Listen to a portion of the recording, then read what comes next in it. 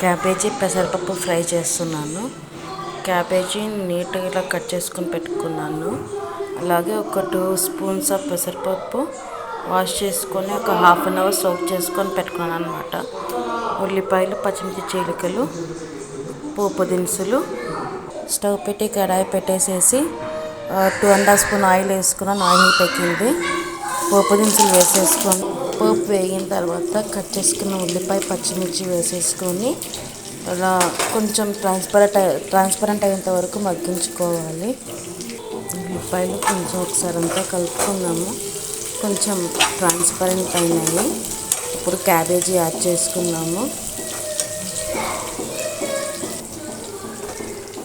Cabbage add చేసేసుకొని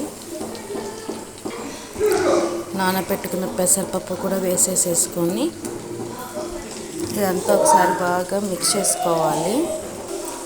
మూత పెట్టేసేసి ఒక 10 నిమిషాలు మగ్గిద్దాము.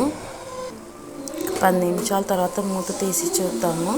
ఇప్పుడు దీంట్లో ఉప్పు, పసుపు యాడ్ చేసుకుందాం. పసుపు, ఉప్పు మీ టేస్ట్కి సరిపడా. చిన్న స్పూన్తో నేను ఇక్కడ 1.5 స్పూన్ వేసుకున్నాను. ఇదంతా ఒక్కసారి బాగా మిక్స్ చేసుకొని మూత పెట్టి ఇంకొక 10 నిమిషాలు మగ్గిద్దాము. మూత పెట్టేసేసి ఒక 10 నిమిషాలు మగ్గిద్దాము. 10 నిమిషాల తర్వాత మూత తీసి చూద్దాము.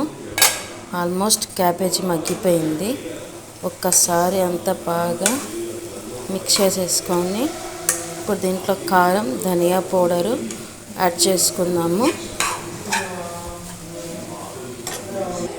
1 స్పూన్ కారం, హాఫ్ స్పూన్ ధనియా పౌడర్ వేసుకొని బాగా మిక్స్ చేసుకోవాలి. అంతా కలిపేసుకున్నాక మూత పెట్టి ఒక 2 నిమిషాలు మగ్గించుకుందాము.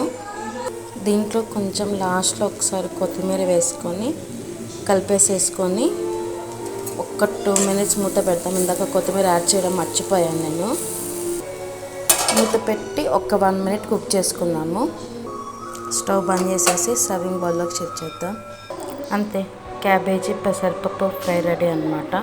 ఇది చపాతీలోకి, రైస్లోకి కూడా చాలా బాగుంటుంది. తప్పకుండా మీరు కూడా ట్రై చేయండి. ఈ వీడియో కనుక నచ్చట్లయితే లైక్ చేయండి, షేర్ చేయండి, కామెంట్ చేయండి, సబ్స్క్రైబ్ చేసుకోండి.